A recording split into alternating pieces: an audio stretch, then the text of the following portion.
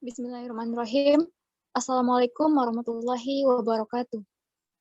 Waalaikumsalam warahmatullahi warahmatullahi wabarakatuh. wabarakatuh. Baik, alhamdulillahirrabbilalamin.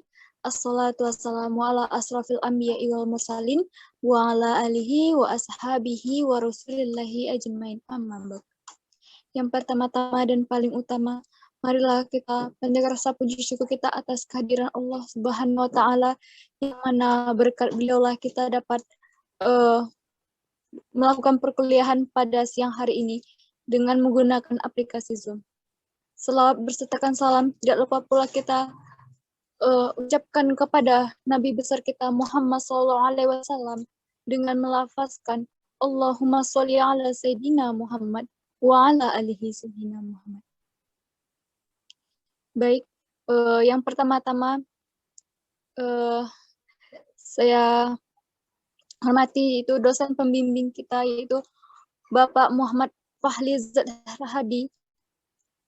Selanjutnya yang saya sayangi teman-teman sekalian. Baik, pada kesempatan kali ini, saya sebagai moderator sekalian pemateri dari kelompok 3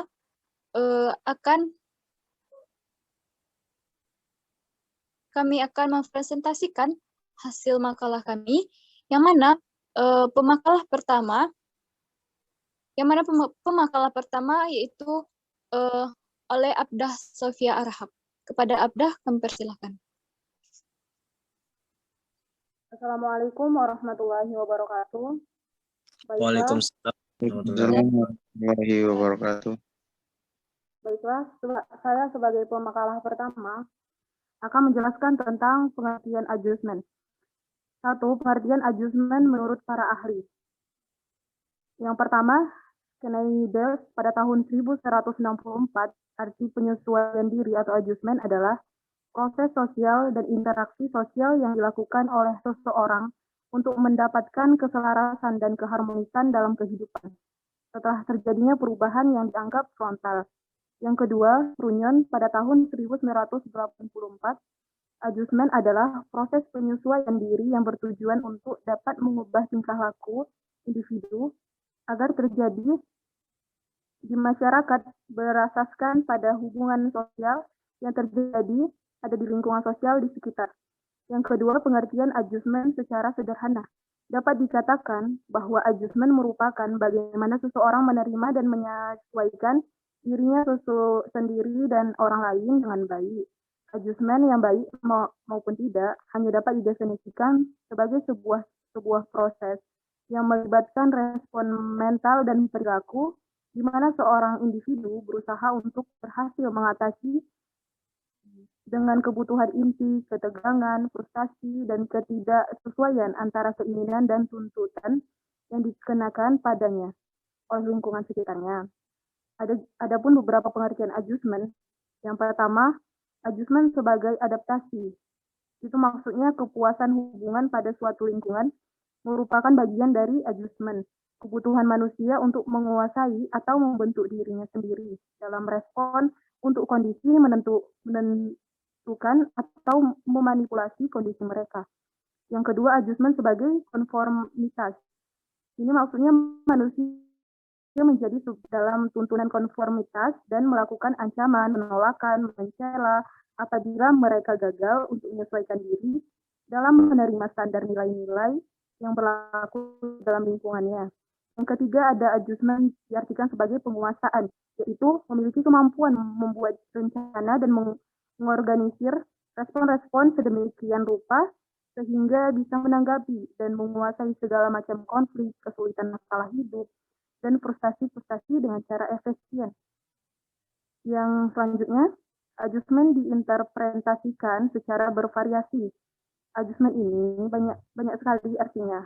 Yang pertama, adjustment bisa diartikan sebagai kemampuan untuk mereduksi dorongan-dorongan dan tekanan batin.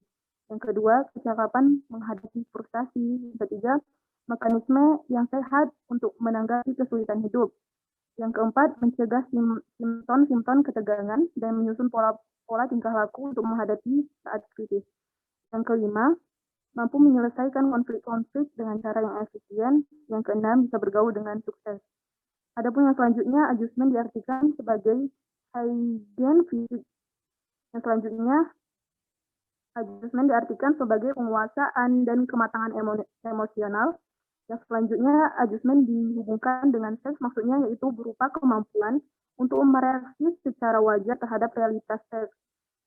Selanjutnya, adjustment terhadap keluarga, yaitu mempunyai relasi dan yang sehat dengan segenap anggota keluarga. Yang selanjutnya, adjustment terhadap sekolah. Yang selanjutnya, adjustment sebagai social adjustment, ada kesanggupan untuk mereaksi secara efektif dan harmonis terhadap realitas sosial dan situasi sosial, dan bisa mengadakan relasi sosial yang sehat. Selanjutnya, adjustment sebagai penyesuaian kultural, itu juga berarti dapat menghargai nilai, hukum, adat, kebiasaan, tradisi, norma-norma sosial, dan kebiasaan masyarakat. Dan yang terakhir, adjustment terhadap nilai-nilai moral dan religius. Nilai-nilai moral yaitu segala nilai yang bersangkutan dengan ajaran kesopanan dan kesusilaan merupakan aspek yang amat penting dari realitas hidup. Jadi cukup sekian yang dapat saya jelaskan, akan dilanjutkan Saudari Dita Habibah. Kepada Saudari, dipersilahkan. Baik.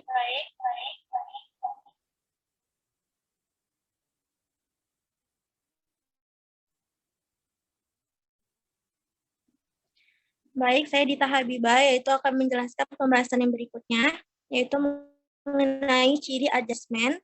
Yang pertama, cirinya itu memiliki pengendalian diri dalam menghadapi kondisi masyarakat. Yang kedua,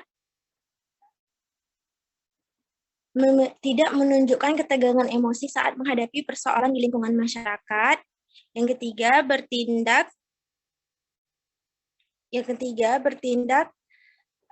wajar dalam memberikan reaksi terhadap masalah dan konflik yang sedang terjadi. Yang keempat, memiliki pertimbangan rasional serta kemampuan dasar berpikir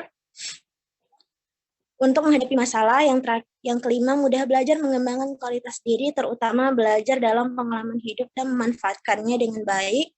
Yang terakhir, memiliki sifat realistis, objektif, serta dapat menilai situasi.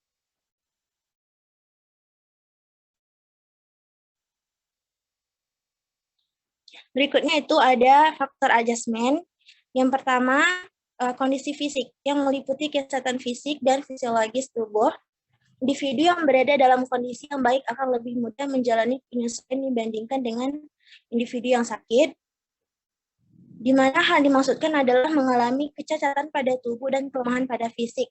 Individu yang mengalami kekurangan dalam segi fisik akan mengalami perasaan tertutup atau seringkali menjadi penghambat dalam melakukan penyesuaian terhadap lingkungan sosial. Yang kedua yaitu ada kematangan sosial.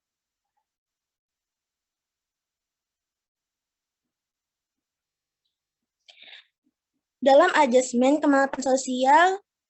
kematangan emosional sangat penting karena akan berdampak pada kematangan intelektual, kemampuan dalam berinteraksi, serta kematangan dalam moral. Dengan adanya hal tersebut akan memudahkan individu dalam melakukan penyesuaian diri serta mengendalikan diri situasi yang sedang dihadapi. Yang ketiga yaitu faktor biologis yang meliputi proses memahami situasi, self-determination, konflik, dan frustasi. Yang keempat, kondisi lingkungan yang sangat berpengaruh dalam berhasil atau tidaknya seorang individu melakukan sebuah penyelesaian. Yang terakhir yaitu faktor budaya,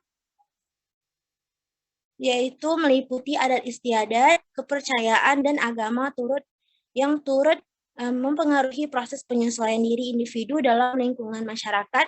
Karakteristik kebudayaan yang telah diturunkan melalui keluarga, lingkungan masyarakat, serta sekolah yang membentuk perilaku pada individu tersebut. Baiklah, sekian yang dapat saya sampaikan. Selanjutnya saya kembalikan kepada moderator.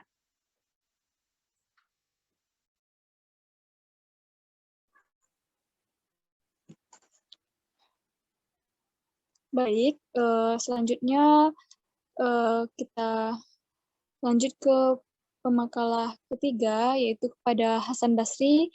Dipersilahkan. Oh, baik, terima kasih moderator yang telah memberikan kesempatan untuk melanjutkan materi. Baik, saya sebagai pemateri ketiga akan melanjutkan materi yang dibacakan oleh saudari Dita, yaitu contoh adjustment. Yang pertama, masyarakat desa yang melakukan urbanisasi yang kemudian dapat menyesuaikan diri terhadap pola kehidupan masyarakat kota. Yang kedua, siswa pindahan yang dapat bergaul dengan lingkungan sekolah yang baru. Yang ketiga, penggunaan teknologi email untuk bekerja kantoran untuk mengirim surat. Yang keempat, kebijakan penggunaan tas belanja untuk mengurangi sampah plastik. Yang kelima, pegawai baru yang mudah beradaptasi terhadap lingkungan kantor yang baru meskipun berisikan dengan orang yang individualistik. Namun hal tersebut tidak menjadi masalah. Yang keenam, memaklumi kondisi lingkungan yang tidak ramah terhadap orang tersebut. Yang ketujuh, penggunaan media sosial secara masif saat awal kemunculannya sebagai masyarakat beramai-ramai beralih menggunakan teknologi untuk menikmati media sosial. Yang kedelapan, penggunaan aplikasi ojek online sebagai terobosan baru dalam mempermudahkan mencari transportasi. Yang kesembilan, munculnya berbagai toko online sebagai cara paling mudah dan tepat dalam melakukan transaksi perdagangan. Yang kesepuluh, mendukung program pemerintah KB dalam membina keluarga yang berencana. Yang ke-11, penggunaan mesin jahit untuk mempercepat kinerja dibandingkan dengan menjahit secara manual. 12, menjalankan program kampanye pemerintah agar tidak menggunakan bahan-bahan yang berbahaya dalam produk alat rumah tangga. Yang ke-13, menetapkan diri pada posisi netral di lingkungan yang berisikan orang-orang yang memihak. Yang ke-14, tidak mudah tersinggung ketika fisik kita direndahkan. Yang ke-15, berusaha untuk tetap tenang meskipun keadaan seketika mencoba menaikkan emosi pada diri. Yang ke-16, urbanisasi yang secara sederhana diartikan sebagai adanya pindahan penduduk dari desa ke kota. Yang ke-17, memakai masker pada saat terjadinya wabah virus corona. Selanjutnya akan dilanjutkan oleh saudara Irhamdi, maka saya alihkan kepada moderator. Kami alihkan. Baik, selanjutnya kita keempat, yang mana akan dilanjutkan oleh Irhamdi Rangkuti. Kepada Irhamdi, kami persilahkan. Baik, terima kasih kepada moderator yang telah memberikan saya kesempatan untuk melanjutkan materi, yaitu tentang maladjustment menurut para ahli. Yang pertama, Eko Sujatmiko. Maladjustment sebagai ketidakmampuan setiap individu yang ada dalam masyarakat untuk menyesuaikan diri dalam berbagai perubahan yang dialaminya. Yang kedua, menurut Yusuf, maladjustment merupakan penyesuaian diri yang cenderung menyimpang atau proses pemenuhan kebutuhan dengan upaya melakukan pemecahan masalah dengan cara yang tidak wajar. Yang ketiga, menurut Derajat, maladjustment adalah sebuah ekspresi diri akibat tekanan kejiwaan yang berdampak pada kegagalan seorang individu dalam menyesuaikan diri pada lingkungan masyarakat. Yang ketiga, ciri maladjustment. Pertama, timbulnya perilaku yang terkesan aneh karena dinilai menyimpang dari norma sosial di lingkungan masyarakat. Yang kedua, mengalami kesulitan saat melakukan interaksi dalam lingkungan masyarakat. Yang ketiga, ketidakmampuan seorang individu dalam melakukan penyesuaian diri terhadap lingkungan maupun dengan masyarakat sekitar. Yang keempat, mengalami distress subjektif atau ketakutan dalam menjalin hubungan dengan orang lain. Sekian dari saya. Selanjutnya saya berikan kepada moderator. Baik, selanjutnya ke makalah kelima itu saya sendiri, yang mana saya akan membahas faktor maladjustment. Nah, di sini faktor maladjustment itu terdiri. Nah, pertama itu ada faktor fisik. Nah, faktor fisik itu adalah meliputi kesehatan fisik dan kesehatan fisiologis tubuh. Nah, individu yang berada dalam kondisi yang baik akan lebih mudah menjalani penyesuaian dibandingkan dengan individu yang sakit, di mana hal yang dimaksudkan adalah mengalami kecacatan pada tubuh atau kelemahan pada fisik. Nah, selanjutnya itu kematangan emosional. Nah, kematangan emosional ini sangat penting dalam adjustment, karena ini berdampak pada kematangan intelektual, kemampuan dalam berinteraksi, serta kematangan dalam moral. Selanjutnya itu faktor biologis. Nah, faktor biologis ini meliputi proses memahami situasi self-determination, konflik dan frustasi. Pengalaman yang didapat pada individu tersebut dapat merasakan pembelajaran agar dapat menyesuaikan diri dalam lingkungan. Itu kondisi lingkungan. Nah, kondisi lingkungan ini sangat berpengaruh sekali dalam berhasil atau tidaknya seorang individu melakukan sebuah penyesuaian. Selain memiliki pengaruh kuat dalam kehidupan intelektual, sosial, dan moral, juga mempengaruhi kebiasaan serta pola perilaku individu dalam bersikap. Selanjutnya itu faktor budaya. Nah, faktor budaya dalam pengertian budaya itu meliputi adat istiadat, kepercayaan, dan agama yang turut mempengaruhi proses penyesuaian diri dalam lingkungan masyarakat. Selanjutnya saya akan membahas tentang contoh maladjustment. Yang pertama yaitu siswa yang tidak memiliki teman bergaul dalam lingkungan sekolah dan cenderung menyendiri. Dan selanjutnya itu timbulnya rasa canggung dalam pergaulan akibat perbedaan dan perkembangan fisik. Timbulnya perasaan takut menjalin hubungan dengan orang lain akibat memiliki trauma dengan masa lalu. Timbulnya pemberontakan terhadap keluarga akibat adanya perasaan keterkaitan pertemanan yang bersifat geng. Mudah melakukan perilaku yang bersifat destruktif untuk melampiaskan rasa kesal maupun frustasi. Timbulnya perasaan tidak dihargai akibat tidak memiliki prestasi dalam bidang akademik maupun non-akademik. Memilih untuk meninggalkan rumah saat sedang berkonflik dengan orang tua.